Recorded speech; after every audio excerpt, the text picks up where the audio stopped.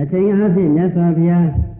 ရာဇဂိုမြို့တပောဓာယုံကျောင်းတိုက်မှာသတင်းသုံးတော်မူနေတဲ့အချိန်တပောဓာယုံကျောင်းတိုက်ဆိုတာကတပောဓာမြစ်ရဲ့အနီးနားမှာတည်ထားတဲ့ကျောင်းတိုက်ပါ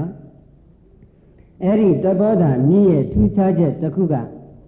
တပောဓာမြစ်ရေတွေဟာပူပြီးတော့နေတယ်။ဘာကြောင့်တပောဓာမြစ်ရေတွေပူနေရသလဲဆိုရင်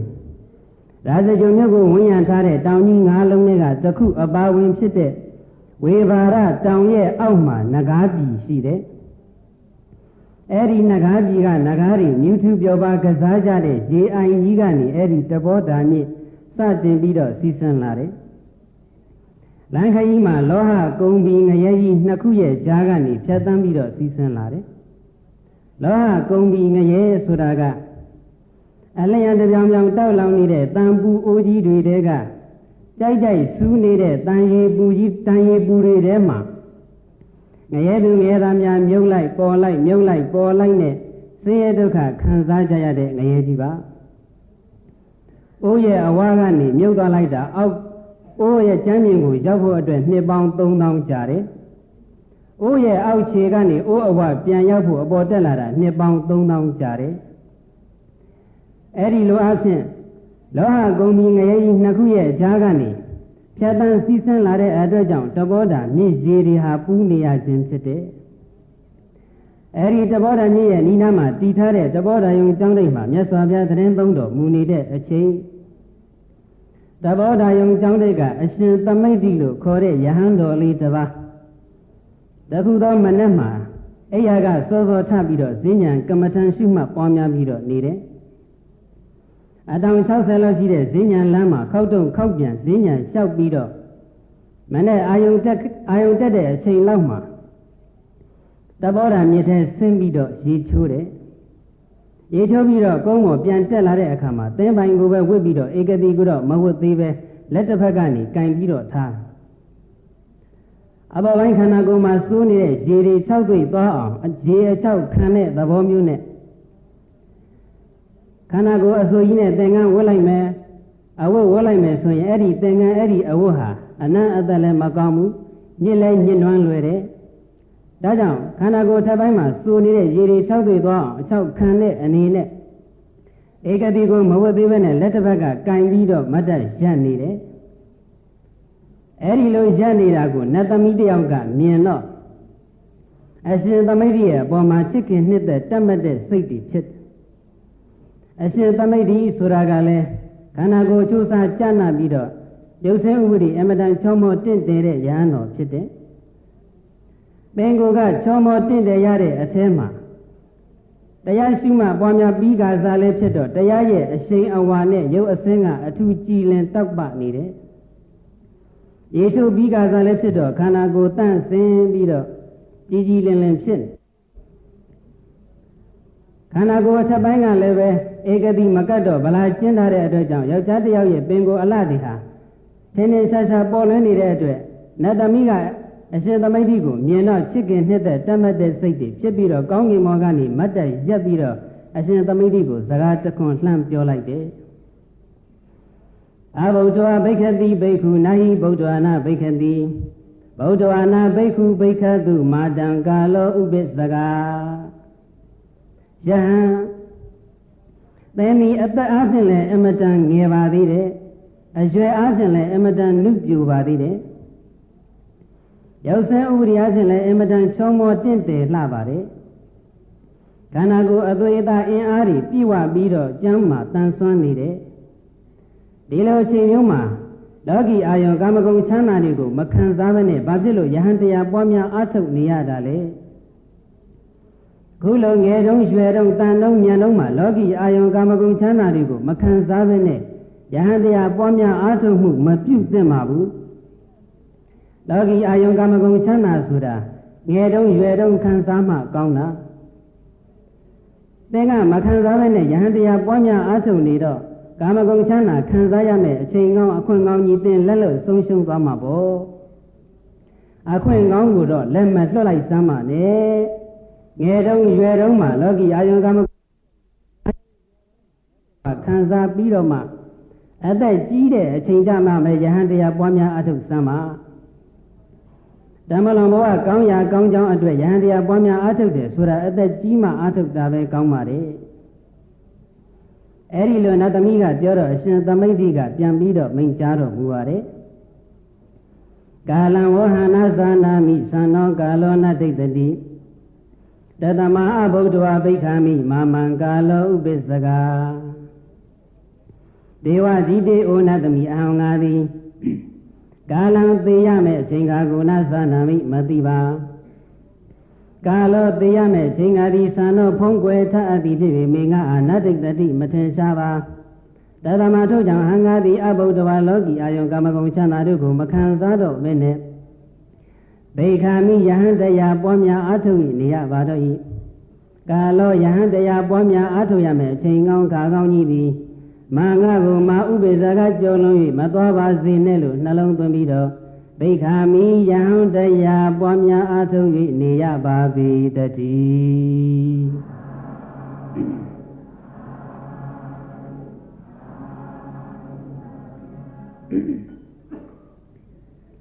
နတ်သမီးသင်ကငါ့ကိုအသက်အချင်းငယ်သေးလို့အရွယ်အချင်းမြုပ်ပြိုသေးလို့ယဟန်တရားပွားများအားထုတ်မှုမပြုပါနဲ့အောင်အာယုံကာမဂုဏ်ချမ်းသာတွေကိုပဲခံစားပါအောင်လို့သင်ကပြောတယ်အသက်ကြီးမှပဲယဟန်တရားကိုပွားများအားထုတ်ပါလို့သင်ကပြောတယ်ဒါပေမဲ့ငါကတော့သိရမယ်အချိန်ကိုကြိုတင်ပြီးတော့မသိပါဘူးအသက်ကြီးမှပဲသိရမယ်အသက်ငယ်တုန်းတော့မသိသေးဘူးလို့ငါသိရမယ်အချိန်ကိုအဲ့ဒီလိုခံမှန်းလို့မရပါဘူးအသက်ကြီးမှပဲတရားအားထုတ်တော့မယ်အသက်ငယ်တုန်းတော့ကာမဂုဏ်အာယုံခံစားအောင်မယ်လို့ရည်မှန်းထားပေမဲ့အသက်ကြီးတဲ့အထိငါကအသက်မရှင်ရဘဲနဲ့အသက်ငယ်တုန်းညာသေသွားခဲ့ရင်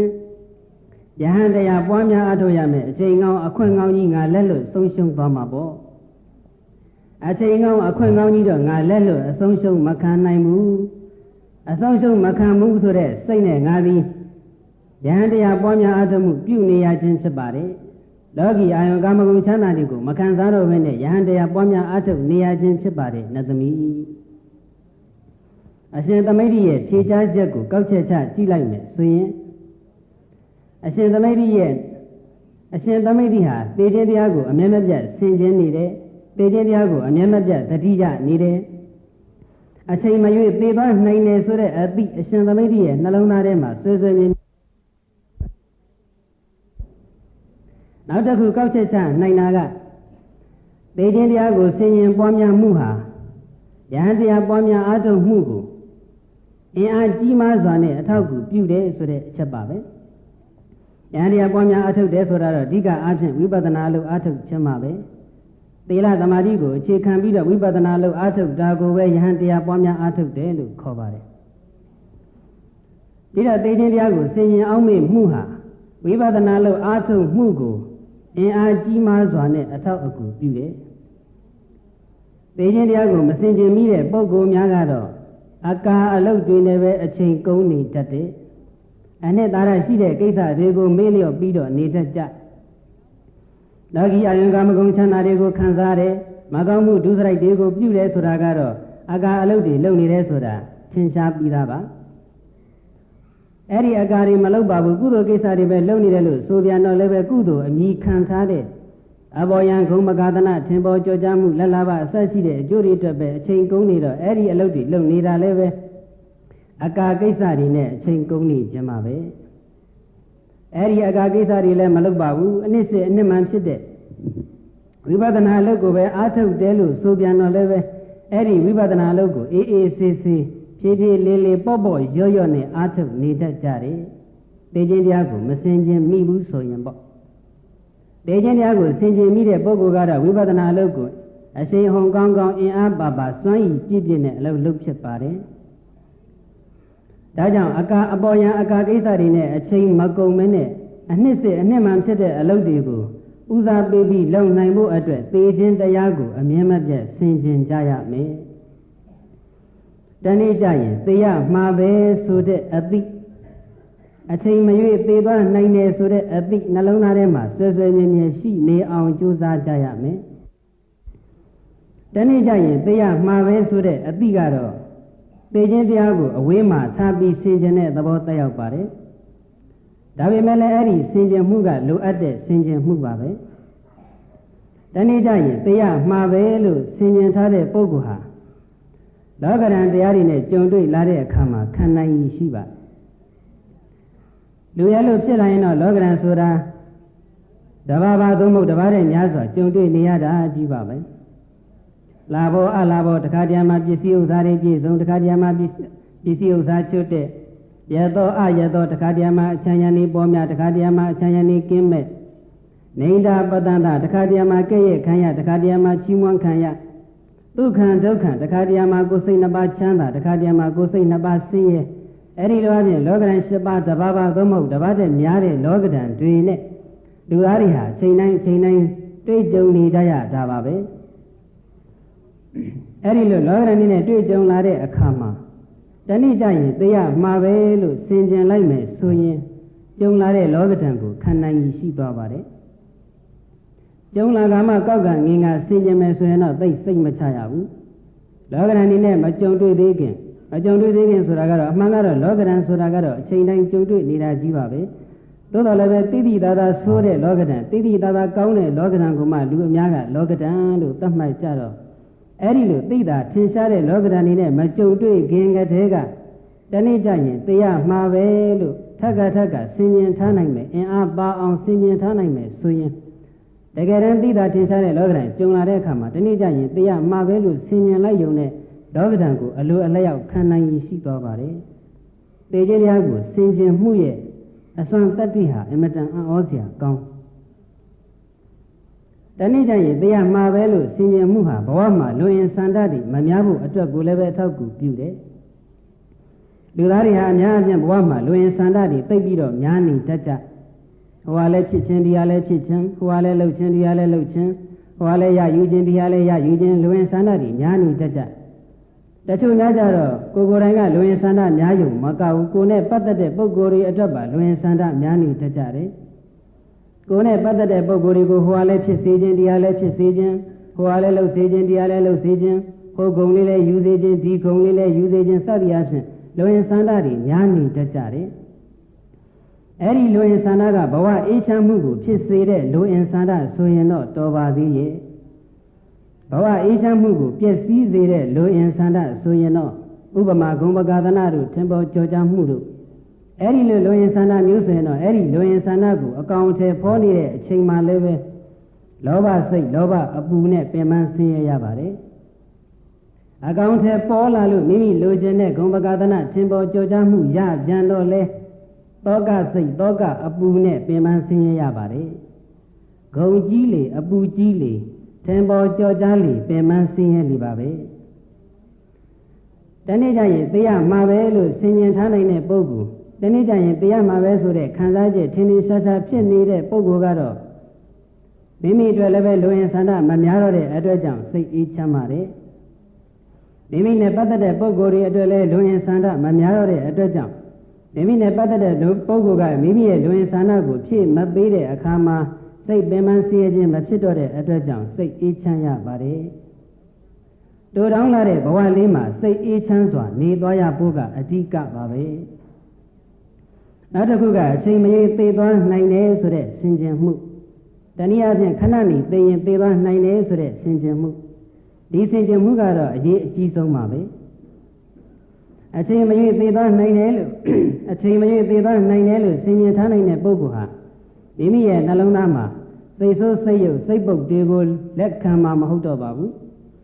စိတ်ကောင်းစိတ်မြတ်စိတ်တန့်ကလေးတွေကိုပဲလက်ခံထားမှာမွေးမြူထားမှာဖြစ်ပါတယ်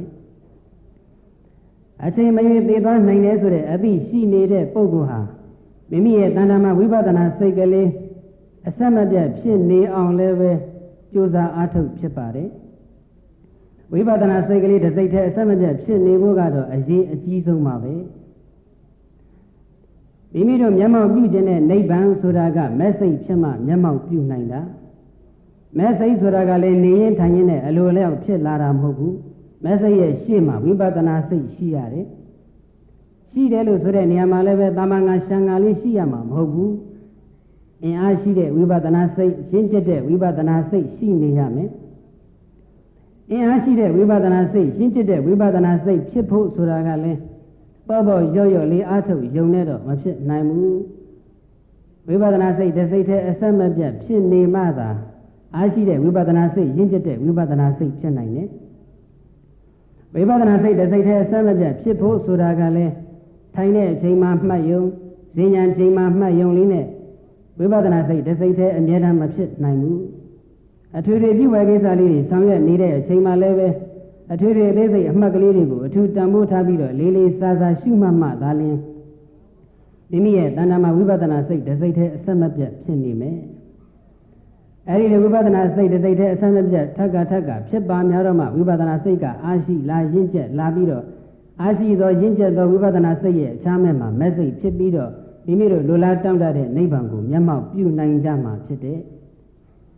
ဒီတော့ဝိပဿနာလိုအားထုတ်နေကြတဲ့ပုဂ္ဂိုလ်များရဲ့အရေးအကြီးဆုံးတာဝန်ဟာမိမိရဲ့တဏ္ဍာမှာဝိပဿနာစိတ်ကလေးအဆက်မပြတ်ဖြစ်နေအောင်ကြိုးစားအားထုတ်ဖို့ပါပဲအချိန်မရွေးသေးသွားနိုင်တယ်ဆိုတဲ့အသည့်ရှိနေတဲ့ပုဂ္ဂိုလ်ဟာအချိန်တိုင်းဝိပဿနာစိတ်ကလေးဖြစ်အောင်ကြိုးစားအားထုတ်ဖြစ်ပါတယ်ဒါကြောင့်လောကဓာတ်ခန္ဓာကြီးရှိဖို့နဲ့ဘဝမှာလူရင်ဆန္ဒတွေမများဖို့အတွက်တနေ့ကျရင်သိရမှာပဲလို့သိခြင်းတရားနဲ့ပတ်သက်ပြီးတော့ဆင်ခြင်ကြရပါမယ်စိတ်ကောင်းနှလုံးကောင်းရှိဖို့နဲ့ဝိပဿနာစိတ်ကလေးအဆက်မပြတ်ဖြစ်ဖို့အတွက်အချိန်မရွေးသေးသွားနိုင်တယ်သို့မဟုတ်ခဏနေသိရင်သေးသွားနိုင်တယ်လို့သိခြင်းတရားနဲ့ပတ်သက်ပြီးတော့ဆင်ခြင်ကြရပါမယ်ဒါကြောင့်မရဏတတေအနုယုတ်တောဘိက္ခုတတတံအပ္ပမတောဟောတိဘေကဝေပိဋ္ဌ၄ပါးจิตသားจิตသမီးတို့မရဏတတေသိခြင်းတရားကိုဆင်ခြင်အောက်မေ့ခြင်းခေါ်တဲ့မရဏတတိတရားကိုအနုယုတ်တောဖန်ဖန်အာထုတ်သောဘိက္ခုယဟန်ဒီဝါပုဂ္ဂိုလ်သည်တတတံအမြဲမပြတ်အပ္ပမတောအပ္ပမရာတရားနှင့်ပြည့်စုံသည်အပ္ပမတောအနှစ်စစ်အနှစ်မှန်ဖြစ်တဲ့ကုသိုလ်အလုပ်ဝိပဿနာအလုပ်တို့၌မမိတ်မလျော်ခြင်းခေါ်တဲ့တတိတရားနှင့်ပြည့်စုံသည်ဟောတိစင်စစ်မသွေဖြစ်ပါပေတည်း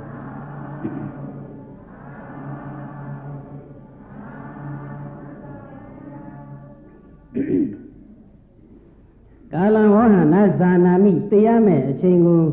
မသိနိုင်ဘူးဆိုတဲ့စကားရပ်မှာတေခြင်းတရားကိုမသိနိုင်ဘူးဆိုတာအတိတရားမဲ့အချိန်ကိုမသိနိုင်ဘူးဆိုတာအတိအကျမသိနိုင်တာကိုပြောတာပါခံမှန်းဒီအားဖြင့်တော့သိကြတာများပါတယ်ခံမှန်းထားတဲ့အတိုင်းလည်းပဲအထိုက်အလျောက်တော့အချုပ်မှန်ကြတာများပါတယ်ကျမ်းမာရေးကလည်းကောင်းနေမယ်အစာအာဟာရကလည်းပြည့်စုံနေမယ်စသည်အားဖြင့်အကြောင်းတရားတွေညီညွတ်နေမယ်ဆိုရင်တော့တစ်ပတ်အတွင်းတစ်လအတွင်းတစ်နှစ်အတွင်းစသည်အားဖြင့်အသက်ဘလောက်အတွင်းမှာတော့မသေးသေးဘူးလို့ခံမှန်းကြတာများပါတယ်ခံမှန်းတဲ့အတိုင်းလည်းပဲအထိုက်လျောက်အသက်ရှင်ကြတာတော့များပါတယ်သို့တော်လည်းပဲအတိအကျတော့မသိနိုင်ဘူးမသေးသေးဘူးလို့ခံမှန်းထားတဲ့ကာလလေးအတွင်းမှာပဲမမျှော်လင့်တဲ့အကြောင်းတရားတွေကြုံတွေ့ပြီးတော့သေဆုံးသွားကြရတာလည်းရှိတယ်သိရမယ်လို့သေချာပေါက်သိထားတဲ့ယောဂရှိနေတဲ့ပုဂ္ဂိုလ်တောင်မှတလားတော့ခံအောင်မယ်တစ်နှစ်တော့ခံအောင်မယ်တလားတွင်တစ်နှစ်တွင်တော့မသေးသေးဘူးလို့သတ်မှတ်ထားတဲ့ပုဂ္ဂိုလ်တောင်မှသေမယ်လို့မထင်တဲ့ကာလလေးအတွင်းမှာရုပ်တရက်သေဆုံးသွားတာလည်းရှိတတ်တယ်တခြားကားတိုက်တာတို့ကားမောက်တာတို့သင်္ဘောမြုပ်တာတို့လေရင်ပြတ်ကြတာတို့မီးလောင်တာတို့စသဖြင့်အကြောင်းအရာတွေနဲ့ကြုံတွေ့သွားတဲ့အခါမှာလည်းပဲရုပ်တရက်သေဆုံးသွားရတာပဲအဲ့ဒီလိုသေဆုံးသွားတဲ့ပုဂ္ဂိုလ်တွေဟာကိုယ့်ကိုယ်ကိုသေလိမ့်မယ်လို့ခံမှန်းမထားတဲ့ကာလအတွင်းမှာသေဆုံးသွားကြတဲ့ပုဂ္ဂိုလ်တွေကြီးပါပဲဟိုတလောလေးကပဲမြို့နယ်တစ်ခုကကြေးရွာတစ်ခုမှာဖျောင်းနိုင်ကြီးကိုအစပြုပြီးတော့လေတဲလေးတစ်လုံးလေခွင်းထဲကလေတဲလေးတစ်လုံးမီးလောင်သွားခဲ့တယ်လေတဲထဲမှာအိပ်ပျော်နေကြတဲ့လူ9ယောက်မီးထဲပါပြီးတော့မီးလောင်ပြီးတော့သေဆုံးသွားကြအဲ့ဒီမီးလောင်ပြီးတော့သေဆုံးသွားကြတဲ့လူ9ယောက်ဟာဒီကနေ့ညတော့တို့သေရမှာပဲလို့ကြိုပြီးတော့မသိကြပါဘူးသေလိုက်မယ်လို့ကြိုတင်ခံမထားပဲနဲ့ရုတ်တရက်သေဆုံးသွားကြတာပါမကြခင်လေးကပဲနိုင်ငံတစ်ခုကဘောလုံးပွဲတစ်ခုမှာလက်မှတ်အတူရောင်းတဲ့ပုံကိုယ်တွေကြောင့်ဒီဘောလုံးပွဲအတွင်းမှာဆန်းတဲ့လူဦးရေတဲ့အစာပေါင်းများစွာပြည့်ရှမ်းသွားတဲ့အတွက်ကြောင့်လူတွေတယောက်နဲ့တယောက်တိုးမိတိုက်မိ တက်မိနေမိကြတဲ့အတွက်ကြောင့်လူပေါင်း80ကျော်သေဆုံးသွားကြတယ်အဲ့ဒီသေဆုံးသွားတဲ့လူတွေဟာလည်းသူတို့ကိုယ်သူတို့သေလိမ့်မယ်လို့ကြိုပြီးတော့မသိကြပါဘူးသေမယ်ဆိုတာကကြိုပြီးတော့သိရင်သူတို့ဒီဘောလုံးပွဲကိုလာကြမှာမဟုတ်ပါဘူးဘောလုံးပွဲမှာပျော်ရွှင်မယ်ပျော်ပျော်ပါပါအားပေးလိုက်မယ်ကြည့်ရှုလိုက်မယ်ဆိုတဲ့ရည်ရွယ်ချက်နဲ့လာကြတဲ့သူကြီးပါပဲသို့တော်လည်းမမျှော်လင့်တဲ့အကြောင်းတရားနဲ့ကြုံတွေ့ပြီးတော့သေဆုံးသွားခဲ့ရပါတယ်မကြခင်ချက်ပိုင်းကပဲရုပ်တစ်မျိုးကယောဂီမလေးတစ်ယောက်အသက်18နှစ်ပဲရှိသေးတဲ့ယောဂီမလေးတစ်ယောက်သူတို့မျိုးမှာတရားစခန်းဖွင့်တော့သူကတရားစခန်းမှာဝင်ပြီးတရားအားထုတ်ခြင်းနဲ့အကြောင်းသူ့ရဲ့ဖခင်ကိုခွင့်တောင်းတယ်သူ့ရဲ့ဖခင်ကသမီးအသက်ကငယ်ပါသေးတယ်အသက်ကြီးမှပဲအားထုတ်ပါသမီးအတွက်တရားအားထုတ်ဖို့အချိန်လေးအများကြီးကြာပါသေးတယ်အားမထုတ်ပါနဲ့ဦးလို့အဖေကတားဒါတော့သမီးကပြန်ပြောတယ်အဖေအသက်ကြီးမှပဲသေလိုက်မယ်အသက်ငယ်တုန်းတော့မသေဘူးလို့ပဲရှိပါမလဲသေခြင်းတရားဟာအသက်ကြီးတဲ့လူစီကိုလည်းသွားတယ်လို့အသက်ငယ်တဲ့လူစီကိုလည်းရောက်လာတာပါပဲအသက်ကြီးတဲ့အထိမနေရဘဲနဲ့အသက်ငယ်တုန်းကသမီးသေသွားခဲ့ရင်တရားအားထုတ်ခွင့်ရမှာမဟုတ်တော့ဘူးဒါကြောင့်တရားအားထုတ်ခွင့်ပြုပါလို့အတန်တန်တောင်းပန်တဲ့အတွက်ကြောင့်ဖခင်ကခွင့်ပြုလိုက်တရားစခန်းပြီးသွားလို့17ရက်ကြာတဲ့အချိန်မှာနေ့လည်းပဲရေချိုးရင်းနဲ့အဖျားဝင်ပြီးတော့ရုတ်တရက်သေဆုံးသွားတယ်အဲ့ဒီယောဂီမလေးဟာသူ့ကိုယ်သူတရားစခန်းပြီးလို့17ရက်ကြာရင်သေလိမ့်မယ်လို့ကြိုပြီးတော့မသိခဲ့ပါဘူးသူ့ရဲ့ဖခင်ကလည်းသူ့သမီးဟာတရားစခန်းပြီးတဲ့အချိန်မှာသေဆုံးသွားလိမ့်မယ်လို့ကြိုပြီးတော့မသိခဲ့ပါဘူးကျမ်းမာကြီးကလည်းကောင်းနေတယ်အသက်ကလည်းငယ်သေးတယ်ဆိုတော့ဒီ19နှစ်အရွယ်သမီးငယ်လေးအတွက်သေခြင်းတရားဆိုတာဘယ်လိုမှမျှော်လင့်မထားတဲ့အရာတစ်ခုပါဒါပေမဲ့လည်းမမျှော်လင့်ပဲကြောက်ရောက်လာခဲ့ပါတယ်ဖခင်ရဲ့စကားကိုသာနားထောင်ပြီးတော့တရားစခန်းမဝင်လိုက်ဘူးဆိုရင်တော့သူ့ရဲ့ဘဝသူ့ရဲ့တမလွန်ခရီးဟာအမတန်ဝင်လေးစရာကောင်းလာပါတယ်ဒါကြောင့်အသက်ကြီးမှပဲတရားအားထုတ်မယ်အသက်ငယ်တုန်းတော့အားမထုတ်သေးဘူးလောကီအာယုကာမဂုဏ်ချမ်းသာတွေနဲ့ပဲပျော်ပျော်ပါပါကြီးနေလိုက်အောင်မယ်ဆိုတဲ့အယူအဆဟာအသက်ကြီးတဲ့အထိမိမိကမနေရဘဲနဲ့အသက်ငယ်တုန်းကအဲ့ဒီပုဂ္ဂိုလ်တွေသေဆုံးသွားကြမယ်ဆိုရင်ကိုယ်ကျိုးနေကြလိမ့်မယ်တကယ်တော့လည်းတရားအလုပ်အားထုတ်တယ်ဆိုတာအသက်ငယ်တုန်းမှပို့ပြီးတော့အားထုတ်လို့ကောင်းတာပါအသက်ကြီးသွားပြီဆိုရင်ကိုယ်အားညာအားစိတ်ဆွမ်းအားတွေကုန်ခန်းသွားပြီဖြစ်တဲ့အတွက်ကြောင့်ထင်သလောက်စိတ်ရှိသလောက်တရားအားထုတ်လို့မဖြစ်တော့ပါဘူးစိတ်ရှိသလောက်လို့ဆိုရပေမဲ့လို့လည်းစိတ်လည်းမရှိတော့ပါဘူးတရားအားထုတ်ခြင်းနဲ့စိတ်တော့ရှိတယ်ဒါပေမဲ့ကိုယ်ခန္ဓာကမလိုက်နိုင်လို့သိအားမထုတ်နိုင်တော့ဘူးလို့စကားအရသာပြောတာအဲ့ဒါအလကားပြောတာလူကြားကောင်းအောင်ပြောတာတကယ်တော့စိတ်ကိုမရှိတော့တာဒါတော့အသက်ငယ်တုန်းရွယ်တုန်းမှာတရားအားထုတ်တာဟာ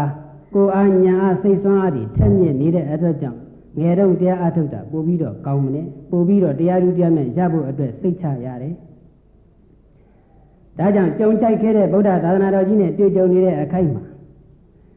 လောကီအာယုကာမဂုဏ်ချမ်းသာတွေကိုကြည့်ပဲမဲ့မော်မော်ဆုပ်ကိုင်းပြီးတော့ထားကြမယ်ဆိုရင်မိမိတို့ဟာအသိဉာဏ်နည်းရရောက်သွားလိမ့်မယ်အသက်ကြီးမှပဲအားထုတ်မယ်အသက်ငယ်တုန်းအားမထုတ်ဘူးလို့ကြီးမှန်းထားပြီးမဲ့ငယ်တုန်းမှရုတ်တရက်သေဆုံးသွားခဲ့ရင်မိမိအတွက်အားကိုးရဘာမှရှိမှာမဟုတ်တော့ဘူးသိရမယ်အချိန်ကတော့ကြိုပြီးတော့ဘယ်လိုနည်းနဲ့မှမသိနိုင်ဘူးအချိန်ကိုရင်မသိနိုင်တာမဟုတ်ပါဘူးသေခြင်းပြနဲ့ပတ်သက်ပြီးတော့မသိနိုင်တဲ့အချက်က5ချက်ရှိပါတယ်ဇီဝိတံဗျာတိကာလောသဒေဟနိခေပနံဂတိပင်စေတေဇီဝလောကသမိအာနိမိတ်ဒါနနာယရေဇီဝိတဘယ်အသက်မှသိမယ်ဆိုတာလည်းမသိနိုင်ကြဘူးတတ္တဝါတွေဟာဘယ်အသက်ထိပဲနေရတယ်ဘယ်အသက်မှပဲဘယ်အသက်ရွယ်ရလို့ရှိရင်အလုံးသိကြရတယ်လို့သတ်မှတ်ချက်မရှိပါဘူးအမိဝမ်းကောင်းအမိဝမ်းအတွင်းမှာလည်းပဲကလလရေကြီးခိုင်မှာပဲဖြစ်ဖြစ်ရေမြုပ်အရွယ်ရေမြုပ်ဖြစ်နေတဲ့အချိန်မှာပဲဖြစ်ဖြစ်စသည်အားဖြင့်အမိဝမ်းအတွင်းမှာလည်းအချိန်မျိုးမျိုးမှာသေဆုံးသွားနိုင်တာပဲ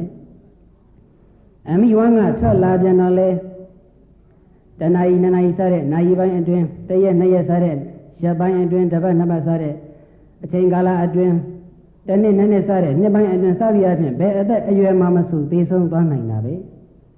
ဒါကြောင့်ဘယ်အသက်အရွယ်မှာသိရမယ်ဆိုတာကိုလည်းကြိုတင်ပြီးတော့မသိနိုင်ဘူး ဗျာတိဘယ်အနာယောဂနဲ့သိဆုံးရမယ်ဆိုတာကိုလည်းမသိနိုင်ဘူးတတ္တဝါတွေဟာဘယ်အနာယောဂနဲ့ပဲသိဆုံးကြတယ်ဆိုတဲ့အတိအကျသတ်မှတ်ချက်မရှိဘူးမျက်စိအနာနဲ့လည်းသိနိုင်တယ်လို့နားနဲ့ပတ်သက်တဲ့ယောဂနှာခေါင်းနဲ့ပတ်သက်တဲ့ယောဂရှားနဲ့ပတ်သက်တဲ့ယောဂကိုယ်နဲ့ပတ်သက်တဲ့ယောဂစိတ်နဲ့ပတ်သက်တဲ့ယောဂစသည်အဖြစ်ဘယ်ယောဂနဲ့မဆိုသိဆုံးသွားနိုင်တယ်ယောဂတစ်ခုနဲ့တစ်ခုတည်းမကဘဲနဲ့တစ်ခုတည်းများတဲ့ယောဂတွေနဲ့လည်းသိဆုံးသွားနိုင်တာပဲတယောက်နဲ့တယောက်သိဆုံးရမယ့်ယောဂတွေကလည်းမတူကြဘူးဒါကြောင့်မိမိဒီဘယ်အနာယောဂနဲ့သိဆုံးရမယ်မိမိသိလွန်တဲ့အချိန်မှာဘယ်အနာယောဂဖြစ်မယ်ဆိုတာကိုကြိုတင်ပြီးတော့မသိနိုင်ဘူးကာလသိရမယ်အချိန်ကိုလည်းမသိနိုင်ဘူးတတ္တဝါတွေဟာမနေ့ပိုင်းအချိန်မှာပဲသိကြတယ်ကျန်တဲ့အချိန်တွေမှာမသိဘူးလို့ဒီလိုသတ်မှတ်ချက်မရှိဘူးမနေ့ပိုင်းမှာလည်းသိဆုံးနိုင်တယ်လို့နေ့လယ်ပိုင်းမှာလည်းသိနိုင်တယ်ညနေပိုင်းမှာလည်းသိနိုင်တယ်ညပိုင်းမှာလည်းသိနိုင်တယ်သမင်းဆိုင်ရင်လည်းသိနိုင်တယ်လို့ရေတောက်ရင်းနဲ့လည်းသိသွားနိုင်ဘုရားရှိခိုးရင်နဲ့သိဆုံးသွားနိုင်တယ်လို့သတင်းစာဖတ်နေရင်တန်းလာနဲ့လည်းသိခြင်းသိသွားနိုင်တာပဲဒီတော့ဘယ်အချိန်မှမဆိုသိဆုံးသွားနိုင်တဲ့အတွက်ကြောင့်သိရမယ့်အချိန်ကိုလည်းကြိုတင်ပြီးတော့မသိနိုင်ဘူးဒီဟာနိခေပနသိပြီးတဲ့နောက်မိမိရဲ့အလောင်းကောင်ဘယ်နေရာမှာပြစ်ချရမလဲဆိုတာလည်းမသိနိုင်ဘူးတတ္တဝါတွေဟာသိဆုံးသွားတဲ့အခါမှာဒီတိတနေရာမှာပဲအလောင်းကောင်ပြစ်ချရတယ်လို့အတိအကျကန့်သက်ချက်မရှိဘူးရေထဲမွေးတဲ့ပုဂ္ဂိုလ်ကကုံပေါ်မှာအလောင်းပြစ်ချခံခြင်းခံရမယ်ကုံမှာမွေးတဲ့ပုဂ္ဂိုလ်ကရေထဲမှာအလောင်းပြစ်ချခံခြင်းခံရမယ်ရွာမှာမွေးတဲ့ပုဂ္ဂိုလ်ကမြို့မှာအလောင်းပြစ်ချခံခြင်းခံရမယ်မြို့မှာမွေးတဲ့ပုဂ္ဂိုလ်ကတောမှာအလောင်းပြစ်ချခံခြင်းခံရမယ်စသည်အားဖြင့်ဘယ်နေရာမှာမဆိုမိမိရဲ့အလောင်းကောင်ကပြစ်ချခံနိုင်တယ်အခုခေတ်ဆိုလို့ရှိရင်တော့ပေါ့လေရန်ကုန်မှာမွေးဖွားတဲ့ပုဂ္ဂိုလ်များကတော့ကြိုတင်ပြီးတော့ပြောကြမှာပေါ့ရှင်ပြားတို့ကဟောတဲ့အလောင်းကောင်ပြစ်ချခံမဲ့နေရာမသိဘူးတပည့်တော်တို့တော့သိတယ်ဗျာရန်ကုန်မှာမွေးတာဆိုတော့တပည့်တော်တို့ကြံတော့သွားရမှာသိကြတယ်လို့တချို့ကပြောခြင်းပြောမယ်အခုတော့ကြံတော့သွားရမယ်လို့လည်းကြိုတင်ပြီးတော့သိထားတဲ့ပုဂ္ဂိုလ်တွေကြိုတင်ပြီးခမှန်းထားတဲ့ပုဂ္ဂိုလ်တွေလည်းလွဲချော်ကုန်ကြပြီနော်ဒီတော့အလောင်းကောင်ဘယ်နေရာပြစ်ချခံရမယ်ဆိုတာလည်းမိမိတို့မသိနိုင်ဘူးဂတိသေလွန်ပြီးတဲ့နောက်ဘယ်ဘဝကိုလာရောက်ရမယ်ဘယ်ဂတိကိုသွားရမယ်ဆိုတာကိုလည်းကြိုပြီးတော့မသိနိုင်ဘူးတတ္တဝါတွေဟာသိဆုံးပြီးသွားရင်ဒီဂတိတစ်ခုကိုပဲသွားရတယ်လို့ဒီလိုကန့်သက်ချက်မရှိဘူးဥပမာဆိုတော့လူပုဂ္ဂိုလ်တယောက်လူတွေသေသွားလို့ရှိရင်လူပဲပြန်ဖြစ်တယ်လို့ဒီလိုအတိအကျကန့်သက်ချက်မရှိဘူးလူသေလို့ရှိရင်လူလည်းပြန်ဖြစ်နိုင်တယ်လို့နတ်လည်းဖြစ်နိုင်တယ်ငရဲလည်းကြာသွားနိုင်တယ်တိရစ္ဆာန်လည်းဖြစ်နိုင်တယ်တိတ်တာလည်းဖြစ်နိုင်တယ်ဂတိ၅မျိုးမှာတစ်မျိုးမျိုးဖြစ်နိုင်တယ်နတ်တွေသေသွားလို့ရှိရင်နတ်ပဲပြန်ဖြစ်တယ်လို့ဒီလိုကန့်သက်ချက်လည်းမရှိဘူးနတ်သေသွားတဲ့နတ်တွေသေလွန်ပြီးတော့နတ်ပြန်ဖြစ်တဲ့သူလည်းရှိမယ်လူဖြစ်လာတဲ့ပုဂ္ဂိုလ်လည်းရှိမယ်စသည်အားဖြင့်တတ္တဝါတွေသေဆုံးပြီးတဲ့အခါမှာငရဲတိရစ္ဆာန်တိတ်တာလူနတ်လို့ခေါ်တဲ့ဂတိ၅ပါးမှာတစ်ခုခုလာရောက်ရမှာဖြစ်တဲ့အတွက်ကြောင့်မိမိသေဆုံးသွားတဲ့အခါမှာဘယ်ဂတိကိုလာရောက်ရမယ်ဆိုတာလဲကြိုတင်ပြီးတော့မသိနိုင်ကြဘူးမသိခြင်း၅ပါးနဲ့အသက်ရှင်နေရတဲ့လူသားတွေပါဒါကြောင့်ဇီဝလောကသမိတ်သက်ရှိလောက၌ဣတိပင်စအသက်အနာချိန်အခါနှင့်စွန့်ရလာဂတိဆိုသောဤ၅မျိုးတို့ကိုအာနိမိတ်တာတိကြောင်းနမိတ်အကျိလက္ခဏာတစုံတရားမရှိကြကုန်၏ဖြစ်၍နာနာယရေဘလိုနီးနေမှမသိအမသိနိုင်ကြလေကုန်တည်း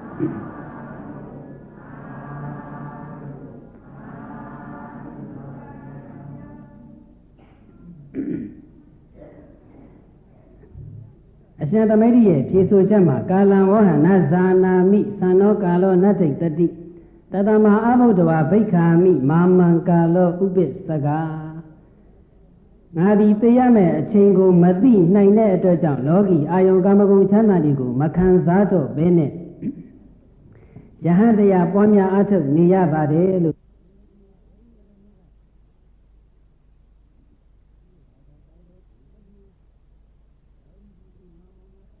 အားထုတ်ဖြစ်ကြတာမဟုတ်ပါဘူးလူရဲ့ဇက်ခံပေါ်မှာမူတည်ပြီးတော့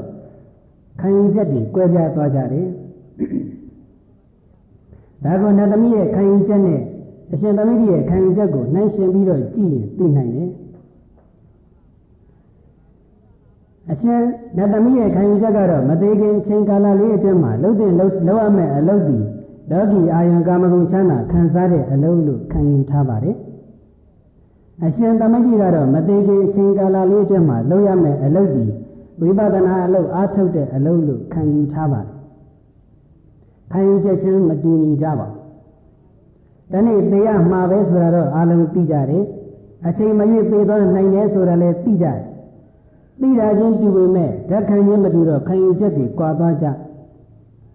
ကာမဓာတ်ခံကိလေသာဓာတ်ခံအားကောင်းတဲ့ပုဂ္ဂိုလ်များကတော့မသေးခင်ကာလမှာအာယုံကာမဂုဏ်ခံစားမှုဒီဘဝရဲ့အနှစ်သာရလို့ခံယူထားကြတယ်နေခါမှာဓာတ်ခံပါရမီဓာတ်ခံအားကောင်းတဲ့ပုဂ္ဂိုလ်များကတော့မသေးခင်ချိန်ကာလမှာလုပ်ရမယ့်အလုပ်ဒီယဟန်တရားပွားများအားထုတ်တဲ့အလုပ်ဒါနသီလသမထနဲ့တကွဝိပဿနာအလုပ်အားထုတ်တဲ့အလုပ်လို့ခံယူထားကြတယ်ဒီတော့နတ်သမီးရဲ့ခံယူချက်မျိုးရှိတဲ့လူသားတွေလည်းအများကြီးရှိကြပါတယ်အများကြီးဆိုတာထက်အများဆုံးရှိကြပါတယ်တခါတော့ကဥသိရဲ့လူဘဝတုန်းကတငယ်ချင်းတစ်ယောက်ကိုတရားအားထုတ်ဖို့တိုက်တွန်းမှုတယ်ရိပ်သာမှာဝင်ပြီးအားထုတ်မှအိမ်မှာလည်းပဲအချိန်ပေးပြီးတော့ပြီးတဲ့ထိုင်မှမဟုတ်ပါဘူးသွားရင်လာရင်လှုပ်ရင်ကန်ရင်နေရင်ထိုင်ရင်စားရင်တောက်ရင်ပြောရင်ဆိုရင်လည်းပဲတတိပညာထည့်ပြီးတော့အလုပ်လုပ်သွားရင်တရားအားထုတ်လို့ဖြစ်ပါတယ်မိမိရဲ့အလုပ်မပြတ်တဲ့နဲ့တရားအားထုတ်လို့ဖြစ်ပါတယ်ဆိုတဲ့အကြောင်းကိုအားထုတ်ပုံအားထုတ်နည်းနဲ့တကွသူ့ကိုပြောပြအဲဒီလိုပြောပြတော့တငယ်ချင်းဖြစ်တဲ့ပုဂ္ဂိုလ်ကဘာပြန်ပြောတယ်လဲဆိုရင်ဦးဇင်းဖရာတပည့်တော်တရားအားမထုတ်ပြစေနဲ့ဦးဘာဖြစ်လို့လဲတပည့်တော်တရားအားထုတ်လိုက်ရင်လောကီအာယုံကာမဂုဏ်ချမ်းသာတွေခံစားခြင်းနဲ့စိတ်ပျောက်သွားလိမ့်မယ်တပည့်တော်ကအခုမှအသက်အငယ်လေးရှိသေးတာလောကီအာယုံကာမဂုဏ်ခံစားခြင်းနဲ့စိတ်တွေပျောက်သွားလို့မဖြစ်ဘူးဗျာရခဲ့တဲ့လူဘဝလေးရတဲ့အခိုက်မှာမိမလေးတယောက်တော့အ ਨੇ ဆုံးယူသွားပြစေဦးတဲ့သူကပြန်ပြောတယ်အ ਨੇ ဆုံးတော့ယူသွားပြတယောက်တော့အ ਨੇ ဆုံးယူသွားပြစေဦးဆိုတော့သူကြည့်ရတာတယောက်မှကယူခြင်းမပေါ်တယ်နော်ဒီတော့နတ်သမီးကတို့ခံရရှိတဲ့ပုဂ္ဂိုလ်တွေဟာလောကမှာအများဆုံးပါပဲအရှင်သမိတ်တို့ခံရရှိတဲ့ပုဂ္ဂိုလ်တွေကတော့ခံရရှိတဲ့အတိုင်းလည်းပဲလက်တွေ့အကောင့်ထဲပေါ်ပြီးတော့အလုံးလုံးဖြစ်တဲ့ပုဂ္ဂိုလ်တွေကတော့အမတန်ကိုနေပါလှပါတယ်နတ်သမီးကတို့ခံရရှိတဲ့ပုဂ္ဂိုလ်များကယဟန်တရားပွားများအားထုတ်တယ်ဝိပဿနာအလုပ်အားထုတ်တယ်ကုသိုလ်ကောင်းမှုတွေပြုတယ်ဆိုတာနောင်တမလွန်ဘဝကြမှာအကျိုးရတဲ့အလုပ်နောင်တမလွန်ဘဝကြမှာပဲအကျိုးခံစားရတဲ့အလုပ်လို့ခံယူထားကြတယ်လောကီအာယုံကာမဂုဏ်ချမ်းသာခံစားတဲ့အလောက်ကမှဒီဘဝမှာချက်ချင်းလည်းငင်းအကျိုးခံစားရတဲ့အလုပ်လို့အဲဒီလိုယူဆထားကြအဲဒီအထင်အဲဒီအယူဆမှားယွင်းတဲ့အကြောင်းကိုအရှင်သမိတ်ကနတ်သမီးကိုပြန်ပြောတဲ့အချက်ကိုအခြေခံပြီးတော့အနေငယ်အာယုံပြုကြည့်ရအောင်ကာလိကကာမဘဟုဒုက္ခဘဟုပါယတာအာရိနဝဣထပိယောကာမလောကီအာယုံကာမဂုဏ်ချမ်းသာတို့သည်ကာလိကအချိန်ယူပြုပြင်မှအကျိုးရတဲ့ဖြင့်ကာလိကတရားတို့သာလင်းသည်ကာလိကအကျိုးရဖို့အတွက်အချိန်ဆန်းရတဲ့ဖြင့်ကာလိကတရားတို့သာလင်းသည်ဘဟုဒုက္ခဆင်းရဲခြင်းငါသာများပြားလာပါ၏ဘဟုပါယနာပင်မခြင်းငါသာများပြားလာပါ၏ဣထဤလောကီအာယုံကာမဂုဏ်ချမ်းသာတို့၌အာရိနဝအဖြစ်သည်ဘေရောများပြားလာပါ၏အာဂါလိကောအယံဓမ္မောအယံဓမ္မောဤလောကုတ္တရာတရားကမှအာဂါလိကောအချိန်မဆိုင်မဲ့ချက်ချင်းလည်းငင်အကျိုးရတဲ့အတွက်ကြောင့်အာဂါလိကတရားသည်သာလျှင်ဟောဒီစင်စစ်မသွေဖြစ်ပါ၏တည်း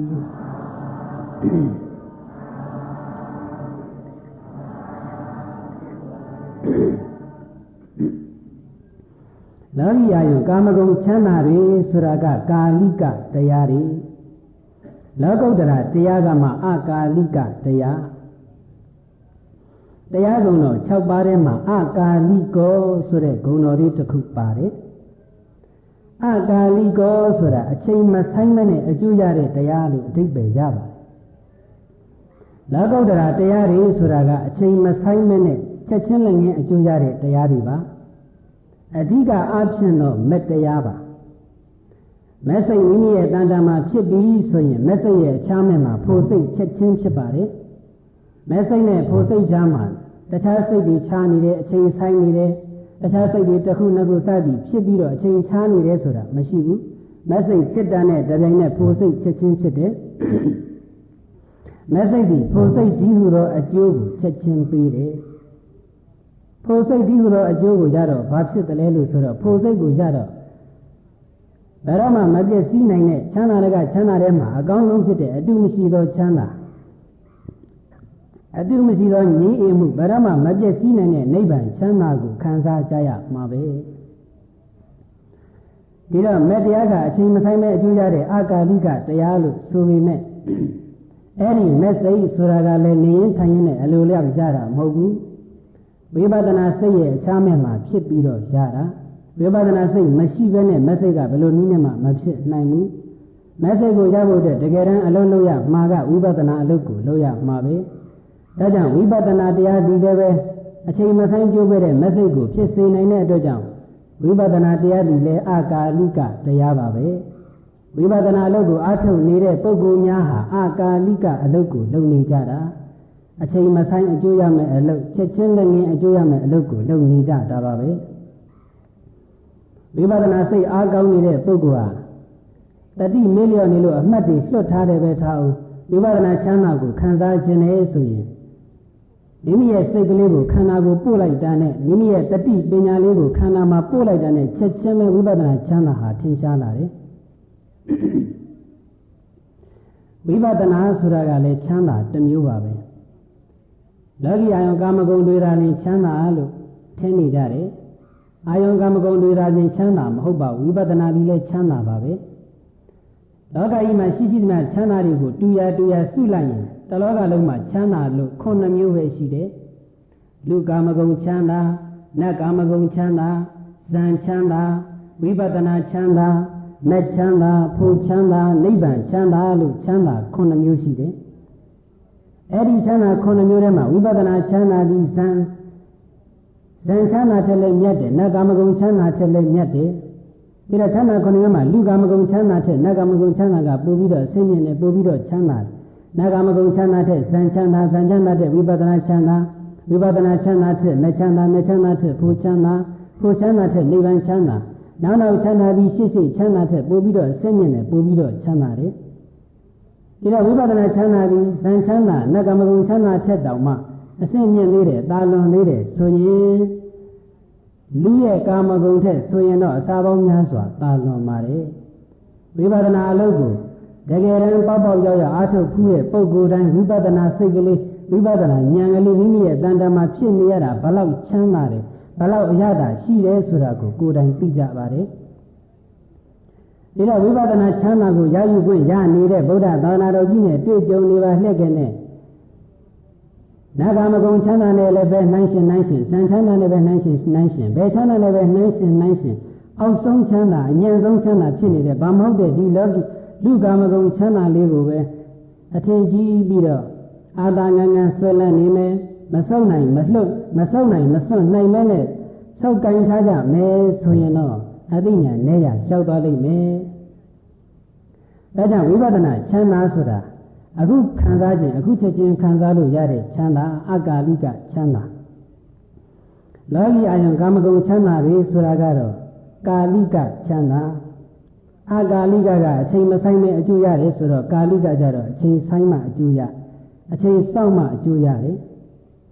ဟုတ်တာပေါ့လောကီအာယုံကာမဂုဏ်ချမ်းသာတွေအခုခံစားခြင်းအခုချက်ချင်းပဲခံစားလို့ရတယ်မှမရှိပဲခံစားခြင်းနဲ့စိတ်ဖြစ်လိုက်တာနဲ့တတိုင်းတစ်ထည့်အလိုလျောက်ခံစားရတယ်ဆိုတာမရှိဘူးဆိုတော့အခုထိုင်နေရမတတ်နဲ့တချင်းလေးတစ်ပုဒ်နားထောင်ခြင်းနဲ့ဆိုတော့ကိုကတချင်းနားထောင်ခြင်းနဲ့တချင်းနားထောင်ခြင်းလိုက်တာလို့တချင်းနားထောင်ခြင်းနဲ့စိတ်ကလေးဖြစ်တာနဲ့တချင်းနာကနားထဲမှာအလိုလျောက်ကြားမလာပါဘူးကဲဆက်ရှိရဘူးသွားရအောင်မယ်ကဲဆက်ကိုဒီမိချိုကိုတိုက်ရအောင်မယ်ကဲဆက်ခွေကိုထည့်ပြီးတော့ဖွင့်ရအောင်မယ်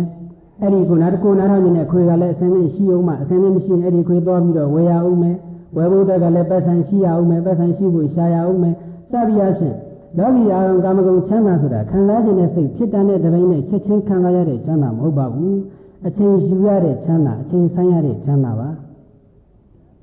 ဆိုတော့ခရရင်လေးဥပမာပေးရရင်ကလေးငယ်တယောက်ကအိမ်အောင်ပြုပြီးတော့အိမ်တော်ကြီးချမ်းသာခံစားခြင်းနဲ့ဆိုလို့အဲ့ဒီစိတ်ကလေးဖြစ်တတ်တဲ့ချက်ချင်းခံစားလို့မှမရပဲ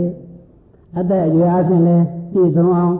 ငွေကြေးဥစ္စာအလောက်အကိုင်းစောင့်ရဖြင့်ပြည့်စုံတဲ့အချိန်ထိရောက်အောင်အချိန်လေးစောင့်ရတယ်ကလေးဆိုတာအသာထားလိုက်ပါဦးအရွယ်ရောက်နေတဲ့ပုဂ္ဂိုလ်ပင်ဖြစ်စေကမူအချိန်စောင့်ရပါတယ်အိမ်တော်ကလည်းပြုကျင်တယ်ပြုရမယ့်အရွယ်ကလည်းရောက်နေပြီရောက်လို့မကဘူးလွန်နေပြီဒီမိအိမ်တော်ပြုရမယ့်ပုဂ္ဂိုလ်ကလည်းရှိနေတယ်နှစ်ဖက်မိဘကလည်းသဘောတူပြီးသားဒါပေမဲ့လို့အိမ်တော်ပြုလို့မဖြစ်သေးဘူးအချိန်လေးစောင့်နေလိုက်ရတာအိမ်တော်တစ်ခုထူထောင်နိုင်တဲ့ဝေကြီးပမာဏအလောက်အကိုင်းစားတဲ့အနေထားရင်းနဲ့ပြည့်စုံအောင်အချိန်လေးစောင့်လိုက်ရတာတချို့ဆိုရင်ပြည်ထဲမှာအလုံးလုံးရုံနဲ့တင်မပြီးပဲနဲ့ပြည်ပမှာသွားပြီးတော့ပင်ပင်ပန်းပန်းအလုံးလုံးရင်းနဲ့မိမိခံစားခြင်းနဲ့ချမ်းသာအတွက်အချိန်စောင့်ရပါတယ်ဒီတော့ကာမဂုဏ်ချမ်းသာဆိုတာကအချိန်လေးနဲ့အများကြီးရင်းနှီးပြီးတော့မှအချိန်ဆိုင်ကြီးမှရတဲ့ချမ်းသာမှုလို့ဘာမှမမောလောက်စရာမရှိပါဘူးအခုထမင်းစားခြင်းနဲ့ဆိုလို့ဗဇတ်တဲ့ထမင်းကအလိုလောက်ရောက်မလာဘူးထမင်းစားခြင်းနဲ့စိတ်ဖြစ်ဖြစ်ချင်းထမင်းကရောက်မလာဘူးချက်ပြီးပြုတ်ပြီးတော့ဖြစ်စေကမူခူးရခက်ရအောင်မယ်ခူးပြီးခက်ပြီးပြန်တော့လဲလက်စေးရအောင်မယ်ဇွန်ခင်းနေစေးကြောရအောင်မယ်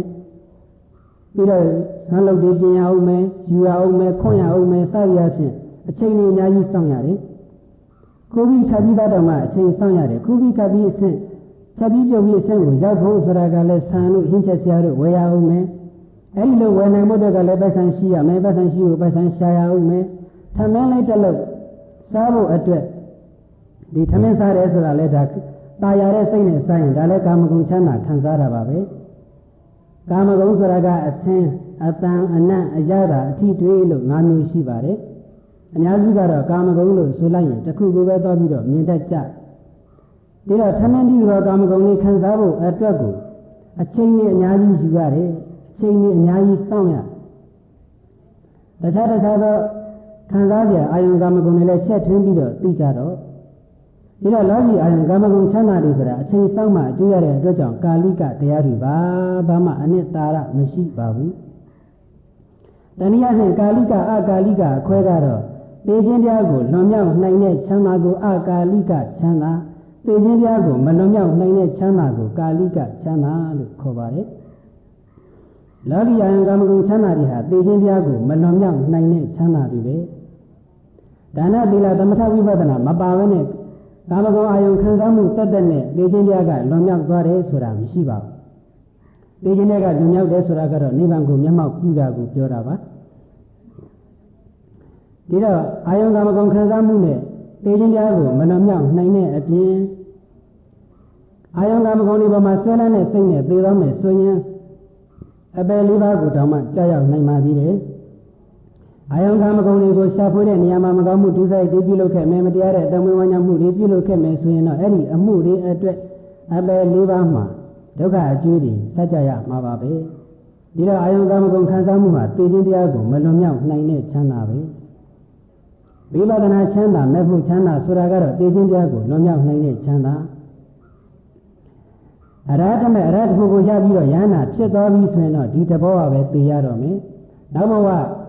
ဘဝအဖြစ်ထပ်ပြီးတော့မဖြစ်တော့တဲ့အတွက်ကြောင့်သိခြင်းတရားကနေအပြီးတိုင်လွန်မြောက်သွားပြီဘယ်တော့မှမသိရတော့သောတာပန်ပုဂ္ဂိုလ်တို့စရှိတဲ့အောက်အရိယာပုဂ္ဂိုလ်ဆိုရင်တော့အရိယာပုဂ္ဂိုလ်ပင်ဖြစ်စေကမူဘဝအဖြစ်ထပ်ဖြစ်အောင်မှမို့လို့သူတို့လည်းပဲသိခြင်းတရားကိုမလွန်မြောက်ကြသေးဘူးသို့တော်လည်းပဲအရိယာပုဂ္ဂိုလ်များအတွက်တော့သိရမယ့်ဘဝအပိုင်းခြားအကန့်အသတ်ရှိသွားပြီဖြစ်တဲ့အတွက်ကြောင့်သူတို့ကိုမသိတော့မယ့်ပုဂ္ဂိုလ်လို့ပဲဆိုနိုင်ပါတယ်ဒီတော့မက်ဆေ့ဖြစ်မှသိခြင်းတရားကလွန်မြောက်နိုင်မှာဆိုတော့မက်ဆေ့ဖြစ်ဖို့ကလည်းဝိပဿနာစိတ်ရှိမှဖြစ်နိုင်တာဆိုတော့ဝိပဿနာအလုပ်ကိုလုပ်နေခြင်းဒီလည်းပဲသိခြင်းတရားကိုလွန်မြောက်နိုင်တဲ့အလုပ်ကိုလုပ်နေခြင်းပါပဲဝိပဿနာချမ်းသာဒီလည်းပဲအကာလိကချမ်းသာပါပဲနောက်တနည်းအားဖြင့်လည်းပဲသိခြင်းဆိုတာပျက်စီးခြင်းပါပဲလောကီအာယုံကာမဂုဏ်ချမ်းသာတွေဆိုတာကပျက်စီးသွားမယ့်ချမ်းသာတွေလောကုတ္တရာချမ်းသာတွေကတော့ဘယ်တော့မှမပျက်စီးနိုင်တဲ့ချမ်းသာတခါရှာထားတဲ့အာယုံကာမဂုဏ်ဟာအများအားတည်တံ့ပြီးတော့သာဝရတည်မြဲနေတယ်ဆိုတာမရှိဘူးတခါခံစားပြီးတော့ကုန်သွားတဲ့ကြောင့်နောက်ထပ်ခံစားဖို့အတွက်ရှာဖွေရတယ်မက်စိတ်ကတကယ်ဖြစ်ပြီးသွားရင်သောတာပန်ဖြစ်ပြီးတဲ့ပုဂ္ဂိုလ်ကသောတာပန်ဖြစ်ကနေရှော့ချသွားလို့သောတာပတိမက်ကိုဖြစ်အောင်ထပ်ကျင့်ရတယ်ဆိုတာမရှိဘူးဒါတော့မတရားဖို့တရားနိဗ္ဗာန်တရားများပြီဘယ်တော့မှမကုန်ပြတ်နိုင်တဲ့ချမ်းသာပဲဒါတော့ကုန်ပြတ်သွားမယ့်ချမ်းသာ ကုန်ကြတော့မဲ့ချမ်းသာတွေအတွက်အလုံးလုံးနေရတာဟာဘာမှအနှစ်သာရမရှိဘူးမကုန်ပြတ်မဲ့ချမ်းသာအတွက်အလုံးလုံးနေရတာဒါအနှစ်သာရပဲလို့အဲ့ဒီလိုသဘောပေါက်ကြမယ်ဆိုရင်မသိခင်မှာဘာလို့ကြမလဲဆိုတဲ့မိကုံအတွက်ဖြေထွက်လာနိုင်တာပါပဲအတ္တနာမိမိကိုယ်တိုင်ကမရဏဓမ္မောတရားခြင်းသဘောရှိပါလျက်ဝါကုံပြရခြင်းသဘောရှိပါလျက်မရဏဓမ္မံဤဝါကုံပြရမယ်သဘောကိုယ်သာလင်ဝါတည်ရရှိတဲ့သဘောကိုယ်သာလင်ပရိယေတိရှာမိ၍နေကြတယ်ဆိုရင်အယံဤရှာမိခြင်းဒီအနာရိယပရိယေတနာမမြတ်သောရှာမိခြင်းဖြစ်ပါ၏အတ္တနာမိမိကိုယ်တိုင်ကမရဏဓမ္မောတရားခြင်းသဘောရှိပါတော့လည်းပဲဝါကုံပြရမယ်သဘောရှိပါတော့လည်းပဲအမတံဓမ္မသိခြင်းကင်းတဲ့တရားကိုအမတန်ဓမ္မကုံပြတ်တော်ခြင်းမရှိတဲ့သဘောတရားကိုပရိယေတတိရှာမိကြမယ်ဆိုရင်တော့အယံဤရှာမိခြင်းသည်အရိယပရိယေတနာသိခြင်းတရားမှလွန်မြောက်နိုင်တဲ့အတွက်ကြောင့်မြတ်သောရှာမိခြင်းသည်သာလျှင်ဟောဒီစင်စစ်မဲ့သွေးဖြစ်နိုင်ပါပေတည်း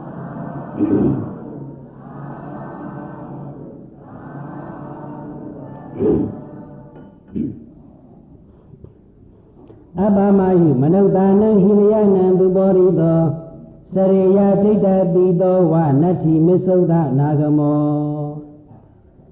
မေဃဝေပိဋ္ဌ၄ပါးချက်သားချက်သမီးတို့မနုဿာနံလူတို့ဤအာယုအသက်သည်အပံတူတောင်းလှပါပေ၏လူသားရဲ့အသက်ဟာအင်မတန်တူတောင်းနေလူသားရဲ့အသက်တူတောင်းတဲ့အကြောင်းကိုပို့ပြီးတော့အဓိပ္ပာယ်လေးနဲ့အောင်ဆိုပြီးတော့မြတ်စွာဘုရားကအရကဆရာကြီးရဲ့အဆုံးအမကိုနမူနာပြပြီးတော့ဆုံးမခဲ့တယ်။တခါတော့ကအရကလို့ခေါ်တဲ့ဆရာကြီးတယောက်ရှိသူကမိမိရဲ့တပည့်ရာပေါင်းများစွာကိုမကြာခဏဆုံးမလို့ရှိတယ်။တပည့်တို့လူတွေရဲ့အသက်ဟာအင်မတန်တူတောင်းနေအသက်ရှင်သန်နေရကြတော့လည်းအင်မတန်ပင်ပန်းစေရတယ်။ဒါကိုညာနဲ့ဆင်ញင်ပြီးတော့မသေးခင်အချိန်ကာလလေးအတွင်းမှာကုသိုလ်ကောင်းမှုကိုပြုပါမြတ်သောအကျင့်ကိုကျင့်ပါအဲ့ဒီလိုမကြာခဏဆုံးမလို့ရှိလူတတန်တူတဲ့အကြောင်းကိုလည်းပဲဥပမာ9မျိုးနဲ့ဆုံးမလို့ရှိတယ်အနုဒနံဇီဝိတံဥဒ္ဒါဝဘိန္ဓုပမံလူသားရဲ့အသက်ဟာစီးနှင်းမောက်နဲ့တူတယ်မြတ်ချားဝမှာတင်းနေတဲ့စီးနှင်းမောက်ဟာကြာရှိစွာတည်တံ့ခြင်းမရှိဘူးနေအောင်ကြီးထွက်လာတဲ့တပိုင်းနဲ့ထဲပဲစီးနှင်းဟာကွယ်ပြောက်သွားရအဲ့ဒီလိုပဲလူသားရဲ့အသက်ဟာအင်မတန်တူတောင်းတယ်မနုဒနံဇီဝိတံဥဒကပုဂ္ဂုလူပမံလူသားရဲ့အသက်ဟာရေပွက်ကလေးနဲ့လည်းတူတယ်ရေပြင်မှာမိုးရွာချလိုက်တဲ့အခါ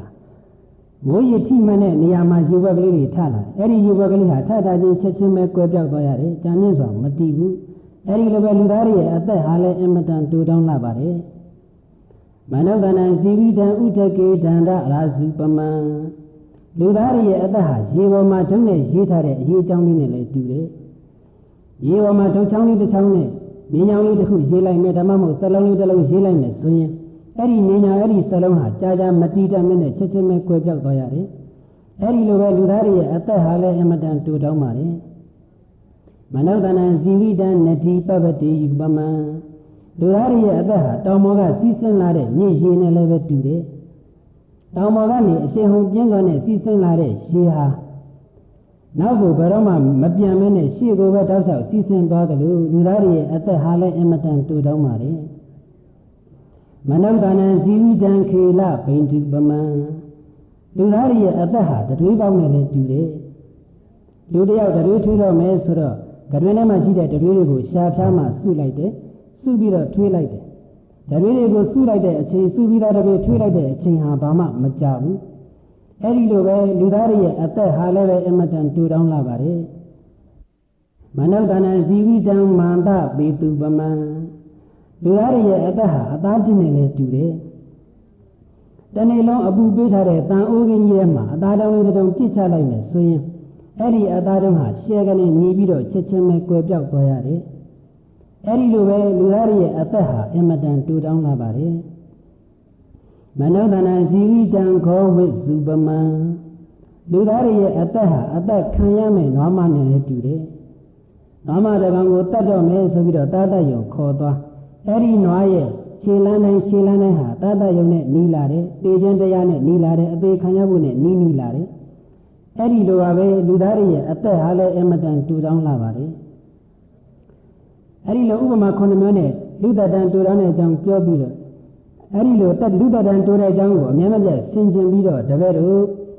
ကုသိုလ်ကောင်းမှုကိုပြုကြပါမြတ်သောအကျင့်ကိုကျင့်ကြပါလို့အရကဆရာကြီးကဆုံးမအမှန်ကတော့အဲ့ဒီအဆုံးအမကိုမြတ်စွာဘုရားရှင်ကဆုံးမကျင်တာပါပဲတော်တော်လေးဒါကြိုင်မဆုံးမပဲနဲ့အရကဆရာကြီးဆုံးမခဲ့တာကိုနမူနာပေးပြီးဆုံးမတာဘာရွယ်ကြလဲဆိုရင်မိမိရဲ့အဆုံးအမပူပြီးတော့လေးနဲ့သိကျင်လို့ပါဘယ်လိုလေးနဲ့တော်တယ်လဲဆိုတော့လူတတန်တူလာပါတယ်လို့ဆုံးမခဲ့တဲ့အရကဆရာကြီးတို့ခေတ္တကလူတတန်ဟာဘယ်လောက်ရှိသလဲဆိုရင်အနှစ်6000ရှိတယ်ဒီကနေ့ခေတ္တနဲ့ကြည့်လိုက်ရင်တော့အနှစ်6000ဆိုတာအတတန်ရှည်လိုက်တာကုန်ခဲလိုက်တာလို့ထင်စရာကြီးပါပဲအဲ့ဒီလောက်အသက်ရှည်တဲ့ခေတ်မှာတောင်မှလူတတန်ဟာတူလိုက်တာလို့ပညာရှိသူတော်ကောင်းများရှင်းရှင်းနှလုံးသွင်းပြီးတော့ကုသိုလ်ကောင်းမှုပြုခဲ့ကြသေးတယ်ဆိုရင်ချက်သားတို့ချက်သမီးတို့ဒီကနေ့လူတတန်မှာလူတတန်တူလိုက်တာလို့ပို့ပြီးတော့ရှင်းရှင်းသိနာပေါ့အသက်ရှင်နေရကြတော့လဲချမ်းချမ်းသာသာတတ်တတ်သာသာနဲ့ရှင်ရသလားဆိုတော့ဘ ഹു ဒုက္ခဘ ഹു ပါယတံဆင်းရဲခြင်းပြမခြင်းကသာများတယ်လိုက်တာလို့ပြောခဲ့တဲ့အရကဆရာကြီးတို့ခေတ္တကအနာယောဂဆိုလို့ဘာပဲရှိကြလဲဆိုရင်14ဝအာဘာဒအဟေတုံယောဂ6မျိုးပဲရှိတိတံဩနံဇိကေသာပိပါဒဥစ္စာရောပတ္တဝောတိတံအေးရာယောဂဩနံပူရာယောဂဇိကေသာထမင်းစားရာယောဂပိပါဒရှင်ငတ်တာယောဂဥစ္စာရောကျင်ကြီးစွန့်ကျင်တာယောဂပတ္တဝောကျင်ငယ်စွန့်ကျင်တာယောဂဒီကနေ့ခေတ်အနေနဲ့ကြည့်လိုက်ရင်တော့အဲ့ဒီ6မျိုးဟာယောဂလို့တောင်သတ်မှတ်เสียမဟုတ်ပါဘူးဘာမှမပြောပါလို့တဲ့6မျိုးကိုတော့မှနာယောဂလို့သတ်မှတ်ပြီးတော့အသက်ရှင်ရတာပြင်မှန်ဆင်းရဲလိုက်တာလို့ဆင်ញင်နှလုံးသွင်းခဲ့သေးတယ်ဆိုရင်ဒီကနေ့ခေတ်အနာယောဂတွေထူပြောလာတဲ့ခေတ်သာဝနေရေးကျမ်းမာရေးအတွက်ပြင်မှန်မှန်ရုန်းကန်လှုပ်ရှားရတဲ့ခေတ်မှာအသက်ရှင်တန်နေရတာပြင်မှန်ဆင်းရဲလိုက်တာလို့ပို့ပြီးတော့နှလုံးသွင်းသင်ကြတာပေါ့ချက်သားချက်သမီးတို့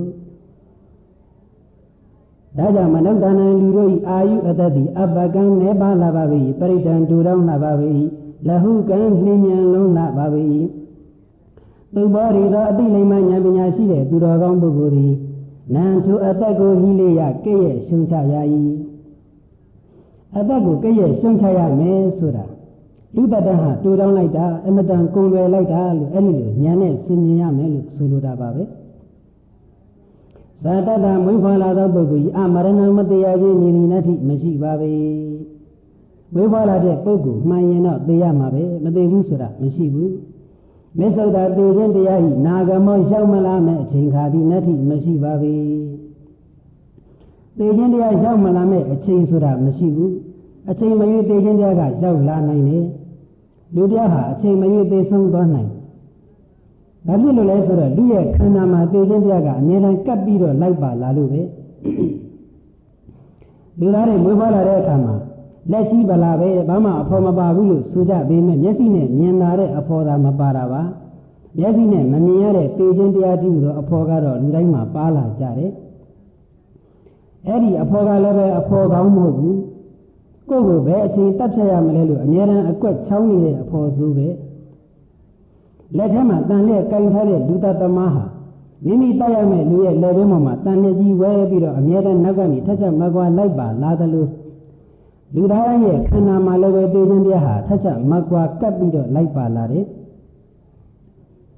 ဉာဏ်ဒေသညာမိုးတွင်ကာလမှိုတွေထွက်လာတာကြည့်လိုက်ကြပေါ့။မြေကြီးတွေကနေမှိုတွေထွက်လာတဲ့တဲမုံလေးတွေကပ်ပြီးတော့ပါလာတယ်။မြေမုံကပ်ပါလာတဲ့မှိုးဆိုတာမရှိဘူး။မြေကြီးတွေကထွက်လာတဲ့မှိုးမှန်တဲ့ရဲ့ထိတ်မှာမြေမုံလေးတွေကပ်ပါလာအဲ့ဒီလိုပဲအမိဝမ်းကောင်းတိဟူသောမြေကြီးတွေကနေထွက်လာတဲ့လူသားတိဟူသောမှိုးပွင့်လေးတွေရဲ့ပေါ်မှာလည်းပဲသေခြင်းတရားတိဟူသောမြေမုံလေးတွေဟာကပ်ပြီးတော့ပါလာတယ်။မှိုးမှာကပ်နေတဲ့မြေမုံလေးတွေတဲမုံလေးတွေကရေနဲ့ထက်ကအထက်ဆေးကြောတုတ်တင်လိုက်မယ်ဆိုရင်ပြောင်းဆင်သွားနိုင်သေးတယ်။လူသားရဲ့ခန္ဓာမှာကပ်ပါလာတဲ့သေခြင်းတရားဆိုတာကသေခြင်းတရားဆိုတဲ့မြေမုံကတော့မြေမုံတဲမုံလေးတွေကတော့ဘယ်လိုနည်းနဲ့မှဆေးကြောတုတ်တင်ဖယ်ရှားပြစ်လို့မရဘူး။ခန္ဓာရလို့ရှိရင်သေခြင်းတရားဆိုတာရှိနေတော့မှာပဲဒါကြောင့်မစ္ဆုဒ္ဓသေခြင်းတရားဤနာဂမောရောက်မလာနိုင်တဲ့ခြင်းဤနတ္ထိမရှိပါဘူး နေလုံးကြီးထွက်လာတာကြည့်လိုက်ထွက်လာတဲ့နေလုံးကြီးတရွေ့ရွေ့နဲ့သွားနေတာဘယ်ဘက်ကိုသွားနေသလဲဆိုရင်ချုပ်ပြောက်ဖို့ကွယ်ဝင်မှုအတွက်ကိုပဲသွားနေတာထွက်လာတဲ့နေလုံးကြီးရေရှားသွားနေတာဟာကွယ်ပြောက်မှုကဘက်ကိုပဲရေရှားပြီးတော့သွားနေတယ်လို့မွေးဖွားလာတဲ့တတ္တဝါတိုင်းဟာလေပေခြင်းပြားစီကိုပဲဥတည်ပြီးတော့သွားနေကြရတာပဲလူသားတိုင်းဟာသိမဲ့နေသိမဲ့အချင်းကိုစောင့်ပြီးတော့နေကြရတာပဲသိမဲ့နေသိမဲ့အချင်းကိုစောင့်ရင်းနဲ့ရုန်းကန်လှုပ်ရှားနေကြရတာပဲဒါကြောင့်အထံတရိမသေးခင်ချိန်ကာလလေးအတွင်း၌ကုသလံဒါနသီလသမထဟုဆိုသောကုသိုလ်ကောင်းမှုကိုကတ္တဗံပြုတဲ့မှာပေ၏ဓမ္မစရိယံဝိပဿနာဟုဆိုမြတ်သောအကျင့်ကိုလည်းပဲစရိတဗံကျင့်သုံးနေရပါပေ၏အာတိတ္တတိသောဥထိန်မှာမီးလောင်နေသောပုဂ္ဂိုလ်သည်မိမိရဲ့ကောင်းမှလောင်နေတဲ့မီးကိုလင်ညာစွာငြိမ့်သက်ရတဲ့ကဲ့သို့ကောင်းမှမီးလောင်နေတဲ့ပုဂ္ဂိုလ်တဏှာကနေပြီးတော့မိသားလေးတစ်ခုနဲ့ပြစ်လိုက်လို့ကောင်းမှမီးလောင်နေတဲ့ပုဂ္ဂိုလ်ဟာ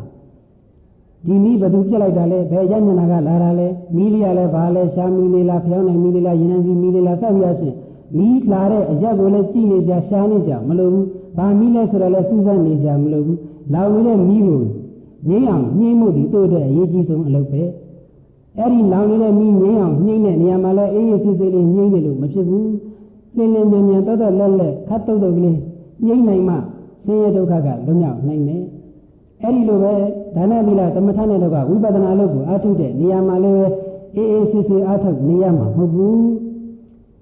အာရိတ္တဒီသောဥထိတ်၌မိလောင်နေသောပုဂ္ဂိုလ်သည်လောင်နေတဲ့မိကိုလင်းမြန်စွာငြိမ့်သာရတဲ့ကဲ့သို့ဓမ္မစရိယံမြတ်သောအကျင့်ဝိပဿနာလို့ဆိုတဲ့မြတ်သောအကျင့်ကိုလည်းပဲစရိယလင်းမြန်စောစွာကျင့်သုံးသင်လာပါပေတည်း